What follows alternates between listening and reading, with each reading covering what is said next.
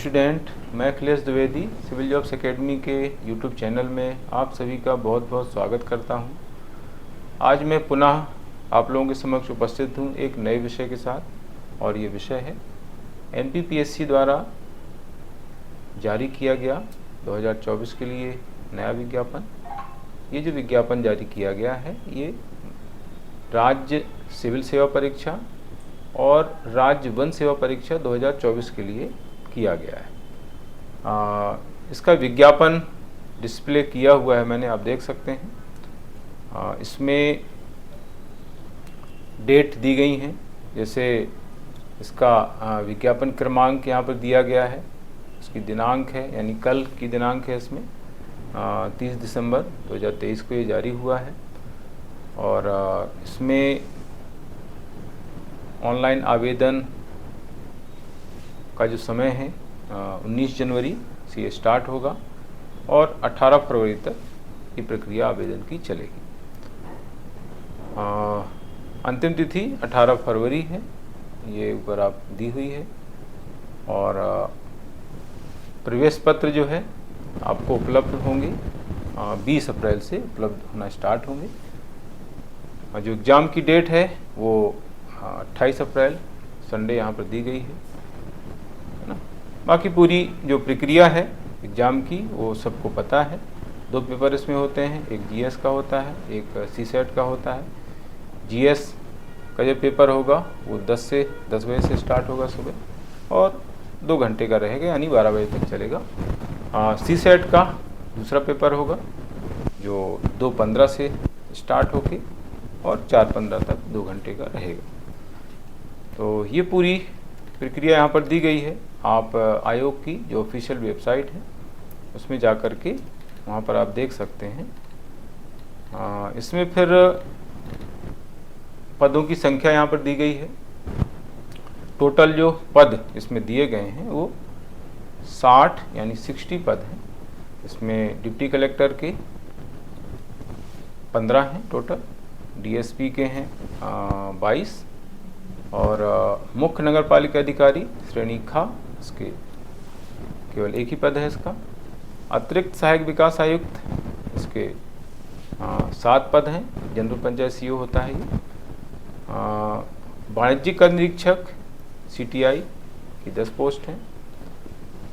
आबकारी उप निरीक्षक का 1 पद है और मुख्य नगर पालिका अधिकारी श्रेणी खा इसकी 4 पोस्ट हैं। इसमें थोड़ा सा मिस्टेक मुझे इसकी लग रही है क्योंकि यहाँ पर आप देख सकते हैं कि मुख्य नगर पालिका अधिकारी श्रेणी खा लिखा हुआ है और यहाँ पर भी मुख्य नगर पालिका अधिकारी श्रेणी खा लिखा हुआ है, तो इसमें हो सकता है कुछ मिस्टेक हो। तो ये है इस तरीके से पदों की संख्या को लेकर के स्टूडेंट में काफ़ी संशय बना हुआ है। काफ़ी स्टूडेंट जो है मायूस हैं कि इतने पदों में सिलेक्शन कैसे होगा, कट ऑफ बहुत ज़्यादा जाएगा। तो इसको लेकर के मेरा ऐसा कहना है कि ये जो संख्या है ये अभी कम है, अभी कम दिख रही है, लेकिन ये संख्या बढ़ेगी। उसका कारण ये है कि आयोग के पास अभी विभागों से पद नहीं आ पाए हैं। उसका कारण ये है कि अभी विभागों का बंटवारा हुआ है, सरकार अभी गठित हो रही है, इसलिए विभागों द्वारा अभी आयोग के पास पद नहीं भेज पाए हैं। जैसे ही पद आयोग के पास आएंगे, आयोग जो है इनको संशोधित करके भेज देगा, यानी संख्या बढ़ जाएगी पदों की संख्या। तो इससे घबराने की ज़रूरत नहीं है। एक्चुअली अभी जल्दबाजी में आयोग ने ये विज्ञापन जारी किया है और ऐसा करने के जो पीछे रीज़न है वो ये है मध्य प्रदेश का भर्ती संबंधी नियम। इसमें क्या होता है कि अगर दिसंबर एंड तक विज्ञापन जारी नहीं हो पाता है तो एज की प्रॉब्लम आ जाती है, 1 साल का अंतर आ जाता है। ये भर्ती का नियम है कि जिस वर्ष विज्ञापन जारी होता है उसके अगले वर्ष की 1 जनवरी से एज काउंट होती है। मान लीजिए अगर अभी विज्ञापन जारी नहीं हो पाता तो एज जो काउंट होती, यानी 2024 में विज्ञापन अगर जारी होता तो एज काउंट होती 1 जनवरी 2025 से। अभी जारी हुआ है तो इसमें एज काउंट की जा रही 1 जनवरी 2024 से। तो 1 साल का अंतर एज काउंट करने में आ जाता है। तो इस तरह की प्रॉब्लम ना आए, उसको ध्यान में रखते हुए जल्दबाजी में ये नोटिफिकेशन आयोग ने जारी किया है। और ये स्टेटमेंट मैं आपको यहाँ पर दिखाता हूँ। देखिए, न्यूज़पेपर में लोक सेवा आयोग के जो OSD हैं डॉक्टर रविंद्र पंचभाई, उन्होंने कहा है कि अभ्यर्थियों को इस बारे में चिंता नहीं करना चाहिए। इस बारे में मतलब पदों की संख्या को लेकर के चिंता नहीं करनी चाहिए। समय सीमा को ध्यान में रखते हुए विज्ञापन जारी किया गया है। आगे विभागों से स्वीकृत पदों की जानकारी आती रहेगी और हम संख्या अपडेट करते रहेंगे, ये कहना है डॉक्टर रविंद्र पंचभाई, जो मध्य प्रदेश लोक सेवा आयोग के OSD हैं। तो कहने का मतलब यहाँ पर यह है कि निश्चित रूप से पदों की संख्या बढ़ना है।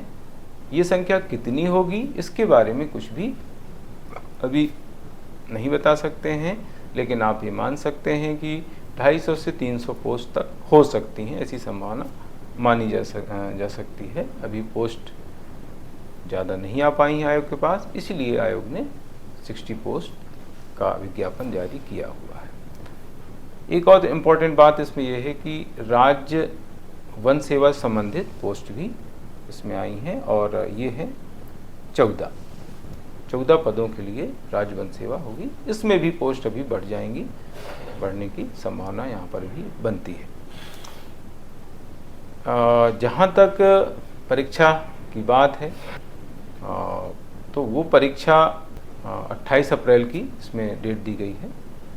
अब 28 अप्रैल को एग्ज़ाम होगा कि नहीं होगा, इसके बारे में भी कोई निश्चित रूप से नहीं कह सकता है, आयोग भी नहीं अभी बता सकता है।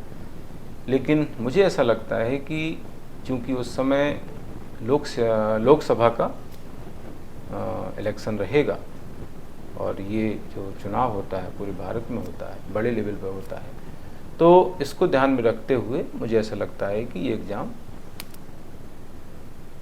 होना मुश्किल लग रहा है। इसकी डेट आगे आयोग को बढ़ाना पड़ सकती है, लेकिन अभी स्टूडेंट को ये मान के नहीं चलना है। अभी मान के 28 अप्रैल ही आप लोगों को चलना है। कभी डेट नहीं बढ़ी तो फिर प्रॉब्लम आ जाएगी।